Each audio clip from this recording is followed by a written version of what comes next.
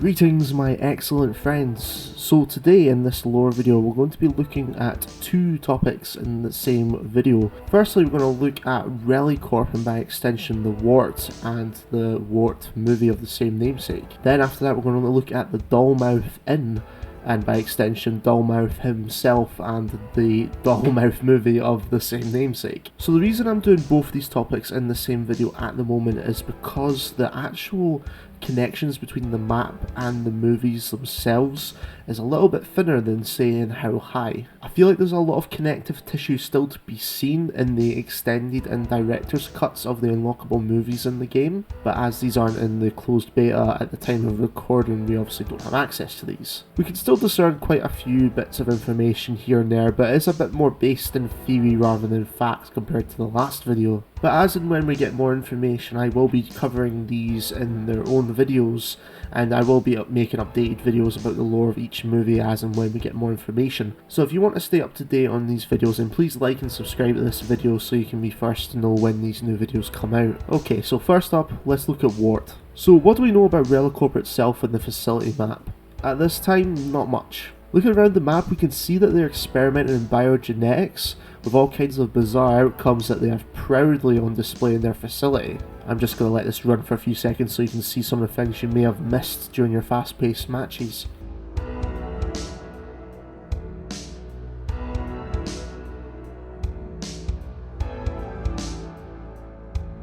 So the story of the first W.A.R.T movie starts with the line, "From the murky depths of your compound you awaken."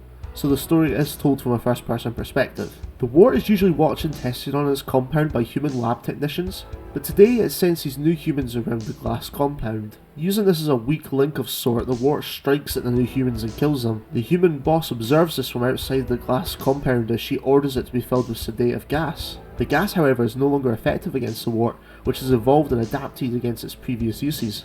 W.A.R.T senses that a box that the boss hands off to a male stranger with a handshake is a box which has replicants of the W.A.R.T inside, presumably infant or embryonic. With maternal instincts, the W.A.R.T breaks through the glass housing of the compound and into the main Relicorp facility. The W.A.R.T begins to hunt for the stranger with the box, massacring Relicorp security and an inbound SWAT team in the process. W.A.R.T chases the stranger to the roof of the facility where he dismembers him, but the box he carries is now empty. Charging back to the lab to find the boss who still has the replicants, the boss shoots W.A.R.T with a gun labelled as Kill Switch, which freezes his mutation abilities, allowing her to lock him back in the compound under a full lockdown. W.A.R.T is able to unlock the doors the same way the humans do that he's observed, and chases down the boss to a cargo train leaving the Relicorp facility. As the W.A.R.T encloses, the boss jumps onto the moving car as it departs. However, W.A.R.T grabs her by the arm just in time, tearing it off along with the box of replicants that it carried. So the map itself, as far as the standard editions go anyway, seem to have little to do with the first W.A.R.T movie. We don't see the helipad or the trains mentioned, though the map has dozens of unopened doors that it could be feasible to be behind any of those. I do think you can in fact see part of the underground train, or at least the train track to the back of the storage of the warehouse. The main omission we don't see however is the W.A.R.T's glass compound that's referenced, which would need to be sizable to contain a full house W.A.R.T, especially given the open nature that the story of the movie seems to suggest. I do however have a theory surrounding the central chamber. We do see a smashed part of this chamber which fits the story narrative, but the chamber is no bigger than a W.A.R.T by itself. I suspect that this chamber is used to zap and transform replicants into full-size W.A.R.Ts. If the experiment fails, it ends up in the morgue. If it's successful, it's maybe lowered down into a larger containment chamber beneath the lab, with the W.A.R.T housing becoming a skylight and perhaps an elevator for when scientists are lowered down into the facility. This is purely me theorising, I have nothing to back this up, so if you have any ideas about the glass compound, let me know in the comments. There is one thing we can take away though, and that's the multiple scratch marks around the map. Since the Relicorp facility has only just opened, we can assume that this is from the first outbreak of the first movie. So it's possible to theorise that this map actually takes place during the events of the second W.A.R.T movie. So let's move on to Dollmouth and by extension the Dollmouth Inn. The Dollmouth Inn is a Victorian mansion built by an unnamed man known to us as Dollmouth, for the family he ultimately never had. Intentionally or unknowingly, the building was built upon an ancient burial ground, which I'll theorise on the relevance of later in the video. The mansion was presumably refashioned into an inn after the man either disappeared or died. So flash forward to the 1980s and a group of wealthy vacationers arrive at the Dollmouth Inn as the first guests of a newly refurbished Dollmouth Inn. These refurbishment works rouse the Dollmouth from his slumber in a hidden room within the inn's basement. His ancient wooden limbs ache as he brushes up cobwebs since he was last awakened, all while he recalls his human memories. Dollmouth begins to patrol the inn at midnight, moving from room to room, devouring the souls of the guests. Each time he does this, he's able to produce a puppet minion in the same likeness of those he's just killed. As the hotel massacre ends, Dollmouth hangs the faces of his victims across the walls of the inn, leaving only one survivor alive to take as his bride, plucking out her eyes instead.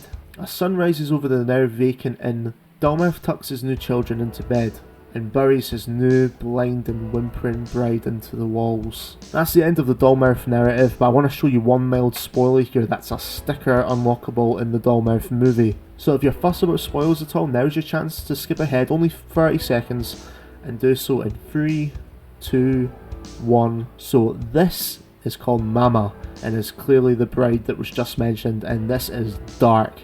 This is probably the darkest thing in VHS so far. The only thing that would be darker is some of the things that are implied during the stories. So from the movie narrative, there's a few specific details we can pick up on here. Firstly, the text definitively states ancient limbs when describing Dollmouth's limbs. As we can see, his hands are made of wood. I think we're looking at a Chucky scenario here, that the builder of the Dollmouth Inn created a human-sized puppet and somehow transferred his soul into it before he died. We also briefly mentioned about the ancient burial ground the inn was built on, so we can connect some dots here to assume that the wood he used to make his dolls was sourced from either a local woodland or a local forest nearby on the same burial grounds. For example, it was common for hanging trees to be near graveyards for easy disposal, we'll say. Or another theory, if you want to go even darker like the story does, maybe while digging the foundations for the inn, Dollmouth discovered the burial plots beneath the earth and used the wood of the coffins. You only move the headstones! One connection I've not been able to make yet is the connection between the clear dead skin mask that Dollmouth uses on his face and how that ties in with him putting the faces of the guests onto the walls to ward off other visitors. Again, this is hopefully something that's expanded upon in either the director's or extended editions or even the sequel movies. In terms of map connections, since the Dollmouth Inn was recently refurbished, there's nothing much on the upper floors to connect to Dollmouth himself, except the occasional shelf of dolls. However, in the basement you can see the smashed in wall where the refurbishment effort exposed Dollmouth's secret workshop. Here he carved his dolls and presumably buried his wife or wives in the walls nearby. However, since there's snow in the outside sections of the map, we can maybe assume the map we play in VHS takes place before, during or after Dollmouth 2, as the synopsis of Dollmouth 2 explicitly states that the guests in that movie are caught in a storm. Other than this, I can't see any other potential indicators at this time to suggest when the map is held in the Dollmouth movie timeline. So at this time, that's all we've got for both Dollmouth and W.A.R.T here. Again, we're really waiting on things like the extended and director's cuts in the sequel movies to have their plots shared. I don't know if this is coming during open beta or if we have to wait until the early access period or even the full release. So please like and subscribe, and I will have lore updated on this channel as soon as made available. And with that folks, that's the end of this video, so be excellent to each other and I'll see you again.